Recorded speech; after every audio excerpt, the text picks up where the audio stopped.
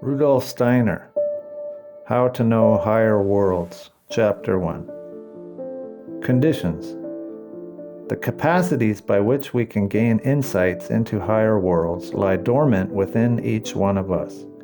Mystics, Gnostics, and Theosophists have always spoken of a world of soul and spirit that is as real to them as the world we can see with our eyes and touch with our hands.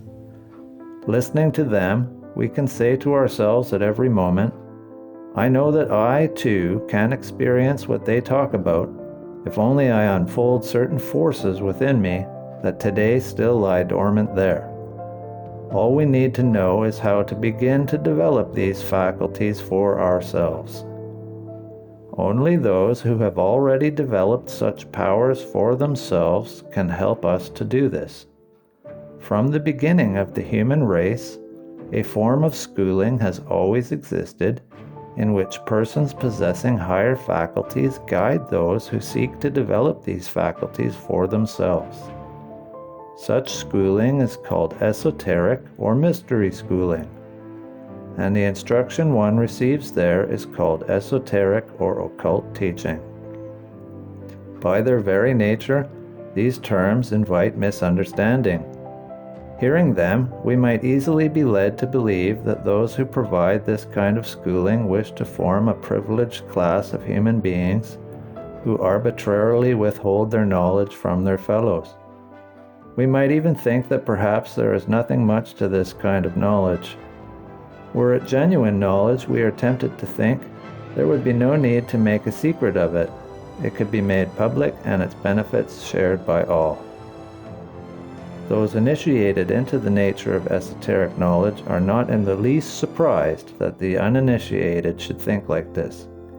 After all, the secret of initiation can be understood only by those who have themselves, to some degree, undergone initiation into the higher mysteries of existence. How, we may well wonder, under these conditions are the uninitiated to develop any human interest whatsoever in this so-called occult knowledge? Why and how should one seek for something of whose nature one can have no clear idea? Such questions are based on a completely false idea of the nature of esoteric knowledge. In actuality, esoteric or inner knowledge is no different from other kinds of human knowledge and ability. It is a mystery for the average person only to the extent that writing is a mystery for those who have not yet learned to write. Just as, given the right teaching methods, anyone can learn to write, so too anyone can become a student of esoteric knowledge, and yes, even a teacher of it, if he or she follows the appropriate path. Ordinary knowledge and ability differ from esoteric knowledge in one respect only.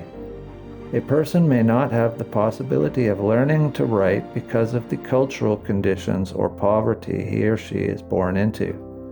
But no one who seeks sincerely will find any barriers to achieving knowledge and abilities in the higher worlds. Many people believe that they must seek out masters of higher knowledge wherever such masters may be found in order to receive teachings from them.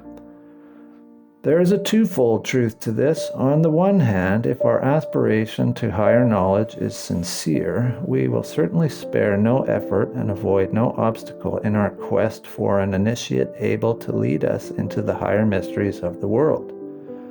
On the other hand, we can be certain that if our striving for knowledge is sincere and worthy, initiation will find us, whatever the circumstances.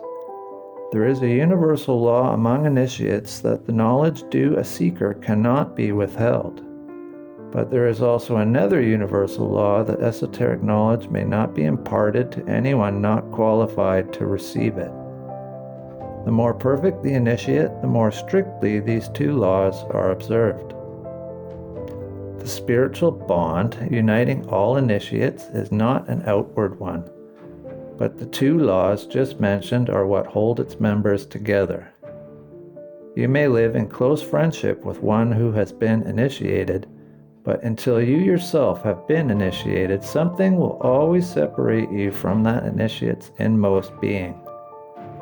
You may enjoy an initiate's full heart and love, but the initiate will not share the secret with you until you are ready. You may flatter, you may torment, but nothing will induce the initiate to betray anything that should not be divulged to you if, at the present stage of your development, you do not yet understand how to prepare proper welcome for this secret in your soul. Quite specific methods prepare us to receive such secrets.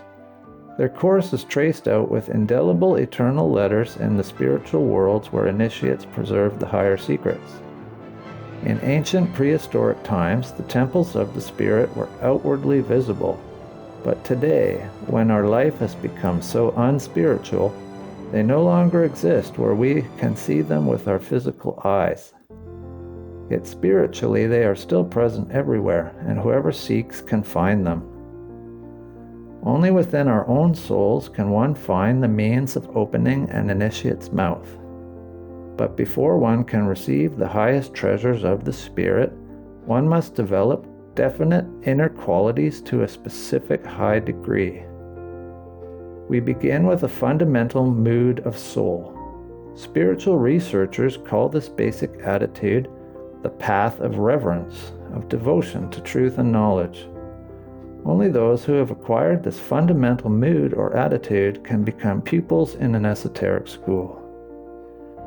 Anyone with any experience in this area knows that those who later become students of esoteric knowledge demonstrate this gift for reverence in childhood.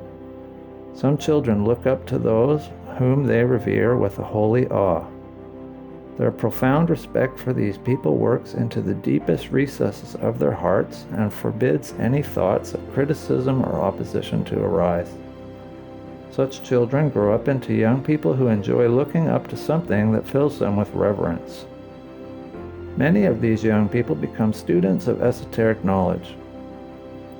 If you have ever stood before the door of someone you revered, filled with holy awe as you turned the doorknob to enter for the first time a room that was a holy place for you, then the feeling you experienced at that moment is the seed that can later blossom into your becoming a student in an occult esoteric school.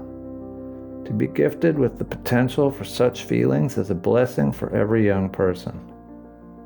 We should not fear that such feelings of reverence lead to subservience and slavery. On the contrary, a child's reverence for others develops into a reverence for truth and knowledge.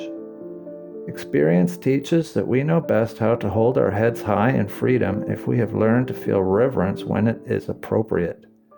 And it is appropriate whenever it flows from the depths of the heart. We will not find the inner strength to evolve to a higher level if we do not inwardly develop this profound feeling that there is something higher than ourselves. Initiates found the strength to lift themselves to the heights of knowledge only because they first guided their hearts into the depth of veneration and devotion. Only a person who has passed through the gate of humility can ascend to the heights of spirit. To attain true knowledge, you must first learn to respect this knowledge. We certainly have the right to turn our eyes toward the light, but we must earn this right. Spiritual life has its laws just as physical life does. Rub a glass rod with the appropriate substance and it becomes electrified. That is, the glass rod will now have the power to attract small particles. This process demonstrates a physical law. If one has learned some elementary physics, one knows that this is so. Similarly, if one knows the fundamentals of esoteric science, one knows that every feeling of true devotion unfolded in the soul produces an inner strength or force that sooner or later leads to knowledge.